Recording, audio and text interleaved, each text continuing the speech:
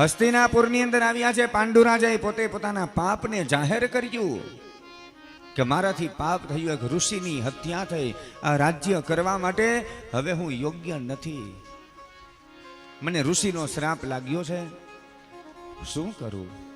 ત્યારે કુંતાજી કહ્યું તમે ચિંતા ન કરો, હજી તો આપણે સંતાન પણ નથી, પણ હું જ્યારે કુંવારી હતી ને ત્યારે દુર્વાસા ઋષિ આવેલા અને દુર્વાસા ઋષિએ મને મંત્ર આપ્યા, મારી સેવાથી દુર્વાસા ઋષિ પ્રસન્ન થયા, મને મંત્ર શીખવાડ્યો અને હું મંત્ર બોલું, જે દેવનું આવાહન કરું એ દેવ આવે અને મને પુત્ર આપે. જો તમારી આજ્ઞા હોય તો હું એ મંત્ર બોલી અને દેવતાઓનું આવાહન કરું. પાંડુ રાજા પ્રસન્ન થયા.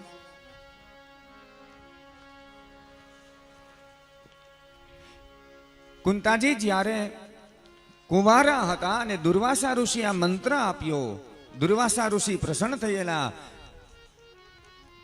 દુર્વાસા ઋષિએ મંત્ર આપ્યો તો વિચાર કર્યો કે ખરેખર આ મંત્ર કામ કરે છે કે નહીં, અને મંત્ર બોલે છે. સૂર્યનારાયણનું સ્મરણ કર્યું, સૂર્યનારાયણ આવે છે.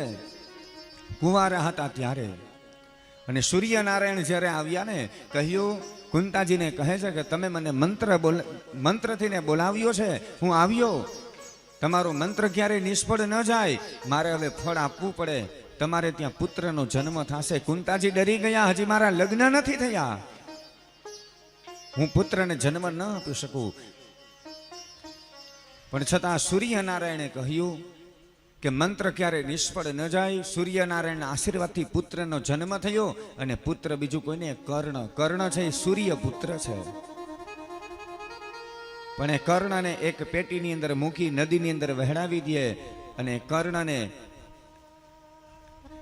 એક માછીમારને ત્યાં ઉછરીને મોટા થાય છે. અને આજે એ જ કુંતાજી જ્યારે સંકટ આવ્યું ત્યારે એમને પતિને વાત કરી, પાંડુ રાજાને કહ્યું તમારી આજ્ઞા હોય તો હું મંત્ર બોલું. પાંડુ રાજા પ્રસન્ન થયા, અનુમતિ આપી, હા પાડી. મંત્ર બોલે છે ધર્મરાજાનો. ધર્મરાજા આવી અને પુત્ર આપે છે.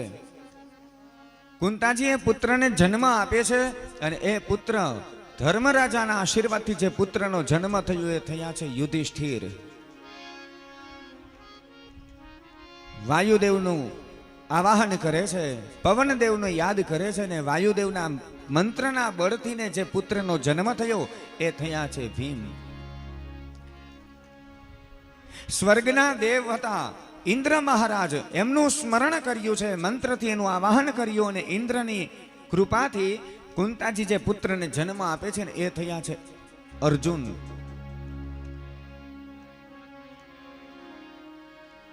પાંડુ રાજા કહેવા લાગ્યા કે આ માદ્રીને પણ તમે મંત્ર શીખવાડો ને. કુંતાજી એ માદ્રીને મંત્ર આપે છે, અને માદ્રી હતા પાંડુ રાજાના બીજા પત્ની. એણે ત્યારે અશ્વિની કુમારનું સ્મરણ કર્યું, અને અશ્વિની કુમારનું જ્યારે સ્મરણ કરે છે, જોડલા સ્વરૂપે છે અશ્વિની કુમાર, અને એ આવી અને માદ્રીને પુત્ર પ્રાપ્તિ કરાવે છે. એમના આશીર્વાદથી જે સંતાનો થયા સહદેવ અને નકુલ, જે આપણે 5 પાંડવો તરીકે ઓળખીએ છીએ. આ બધામાં ધૃતરાષ્ટ્ર, પાંડુ અને વિદુરા ત્રણેય ભાઈઓના સંતાનોની અંદર સૌથી મોટા પુત્ર હોય ને તો એ યુધિષ્ઠિર છે. યુધિષ્ઠિર રાજાનો જન્મ થયો છે. આ યુધિષ્ઠિર મહારાજ બધાથી મોટા છે. હસ્તિનાપુરના રાજા પાંડુ હતા, અને બધા ભાઈઓમાં સૌથી મોટા હતા યુધિષ્ઠિર. ગાંધારીએ ગર્ભને ધારણ કર્યો હતો, પણ પુત્રને જન્મ નતો આપેલો, પણ એ પેલા યુધિષ્ઠિરનો જન્મ થયો, અને ગાંધારીએ વિચાર કર્યો કે કુંતાએ પુત્રને જન્મ આપ્યો છે, તો હવે હું જે બાળકને જન્મ આપીશ ને બાળકને કોઈ દિવસ હસ્તિનાપુરની ગાદી નહીં મળે, આ હસ્તિનાપુરની ગાદી તો યુધિષ્ઠિરને મળશે, તો મારે આ પુત્રને જન્મ જ નથી આપવો. અને ગાંધારી પોતાના ગર્ભને પાડી દે છે.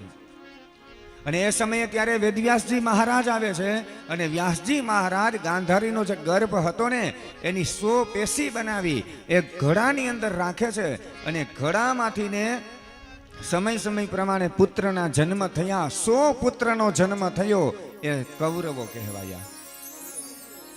કૌરવોનો આવી રીતના જન્મ થયો છે.